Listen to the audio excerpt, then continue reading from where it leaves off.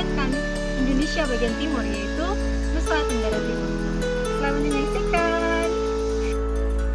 Kekayaan bumi Indonesia telah menjadi sorotan bagi bangsa Eropa untuk datang ke Indonesia dan melihat akan kekayaan alam tersebut.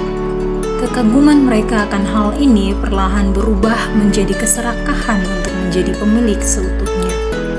Walaupun harus dengan cara merampas, bahkan menyiksa pribumi yang tidak tahu apa-apa. Inilah permulaan kedatangan bangsa Eropa dalam semboyan 3G yang telah kita ketahui, yakni gold, kekayaan, glory, kejayaan, dan gospel, penyebaran agama. Misi penyebaran agama Kristen menjadi salah satu dari 3 semboyan ini. Wilayah-wilayah yang ada di Nusantara tidak ada yang terlepas dari penjajahan bangsa Eropa, termasuk wilayah Nusa Tenggara Timur. Nusa Tenggara Timur sendiri juga memiliki kekayaan alam dan rempah-rempah sebagai hasil bumi yang cukup beragam dan memiliki nilai jual yang tinggi, misalnya kenari, kayu cendana, dan lainnya. Di samping daya tarik yang dimiliki oleh Nusa Tenggara Timur atau NTT, bangsa Belanda juga mulai melaksanakan misi pengabaran Injilnya ke masyarakat pribumi yang belum mengenal kekristenan dan masih memeluk agama suku atau agama aslinya.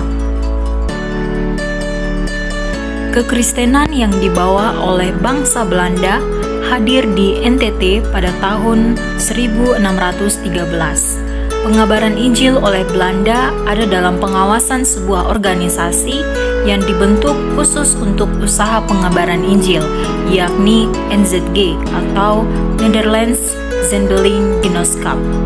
NZG berperan dalam menyediakan tenaga pelayan dan mendirikan sarana dan prasarana untuk misi pengabaran Injil, misalnya sekolah-sekolah Alkitab. Upaya NZG ini juga diterapkan di NTT dan sekitarnya.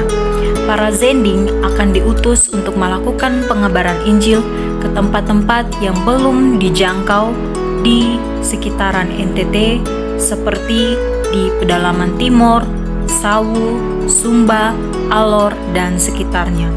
Agama suku yang ada pada daerah-daerah tersebut masih sangat kental keberadaannya, sehingga ketika ada suatu agama baru yang dibawakan dan diperkenalkan oleh para zending, kemudian mendapat perlawanan dan penolakan terhadap agama baru tersebut, yaitu agama Kristen.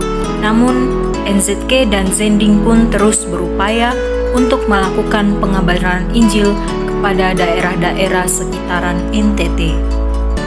Walaupun ada tantangan-tantangan yang harus mereka hadapi, daripada pihak pribumi maupun bencana-bencana seperti kelaparan dan sakit penyakit yang melanda di tempat pengabaran Injil dilakukan.